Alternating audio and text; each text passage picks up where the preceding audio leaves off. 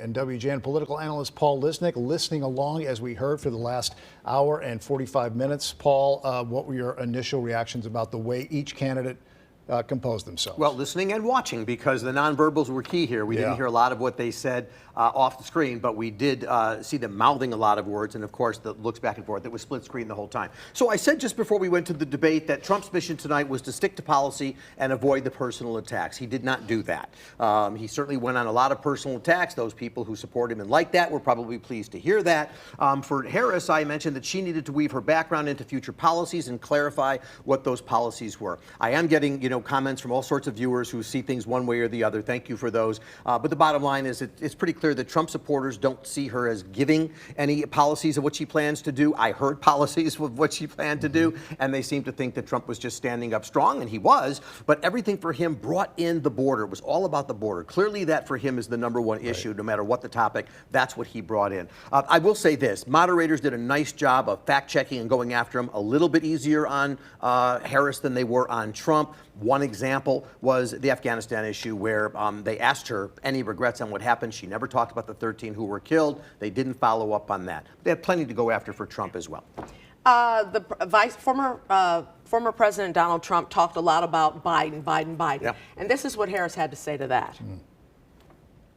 We're playing with World War III, and we have a president that we don't even know if he's... Where is our president? We don't even know if he's a president. And just to clarify they here... They threw him out of a campaign like a dog. We don't even know.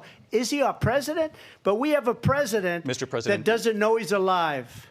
Well, first of all, it's important to remind the former president you're not running against Joe Biden, you're running against me. That, by the way, is probably one of Trump's biggest regrets. That debate of June 27th, which essentially some people say debates make a difference, asked Joe Biden that question because it took him out of the race. But essentially, he's been really wanting to focus on Joe Biden, tries to tie her into the record. But with all of this, they threw him aside. They did all of that. Look, Biden made the decision to step down. It was his decision to make. You can believe he was pushed. I know there was pressure on him for sure, but only he could make that decision. And when she comes back and said, I'm the one you're running against, he knows that now. And I think he would much rather be in a race against Joe Biden. I think Trump, Harris's goal here was to paint Trump as extreme. She came out and gave examples of that. She said it point blank. He called her a failure, tied her to President Biden. Let's take a listen. The other point of contention was when Trump was pressed about the comments that he made at the NABJ here in Chicago, questioning Harris's background, her blackness. Race. Yeah, her race. Let's take a listen. I don't care what she is. I don't care. You make a big deal out of something. I couldn't care less. Whatever she wants to be is okay with me. But those were your words, so I'm asking. asking... I don't know. I mean, all I can say is I read where she was not black, that she put out, and I'll say that. And then I read that she was black, and that's okay. Either one was okay with me. That's up to her. That's up to her. Vice President Harris, your thoughts on this?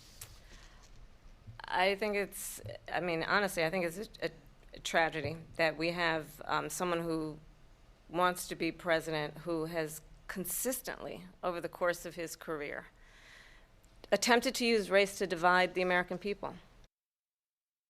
Look, it goes back to the Obama election as well with the whole birth certificate issue and all of that. And she did mention that. And she mentions it. And so the bottom line is that it's pretty clear that, race is a factor Trump wants to harp on. There are people in the country who have issues about race and perhaps electing a African-American / South Asian female to the race. And he's not going to let that go. That's important. But, as Harris sort of says, that's yesterday. There's constant refrain of we're not going back. She makes the point, hopefully appealing to people who believe that there is a future that is another direction. Abortion was a big issue, back and forth on that. Let's listen to what they had to say about this one.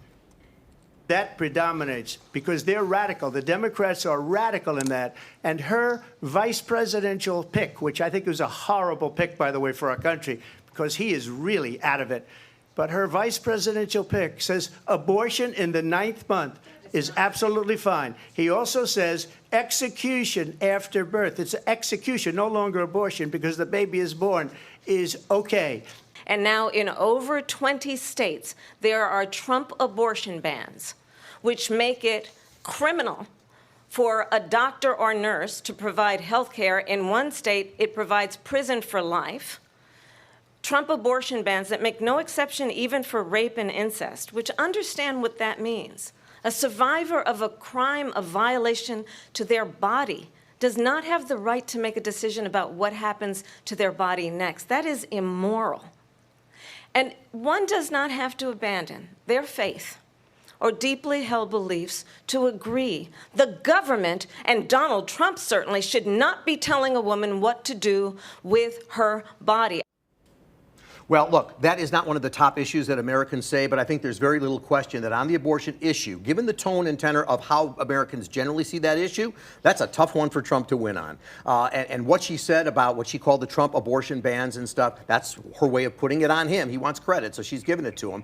His comments about Democrats want to kill people after they're born and all that kind of, it's just nonsense. Another one of the weirder moments with the conspiracy theories, Trump talking about migrants reportedly eating dogs and cats in Ohio. Let's hear that. And ducks.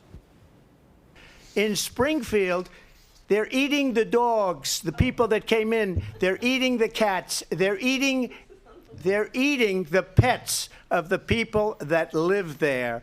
And this is what's happening in our country.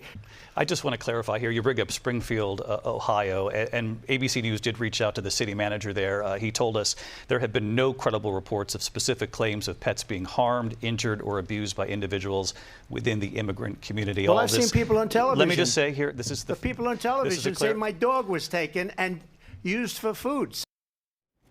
I was shocked that he went there. And that story is so ludicrous.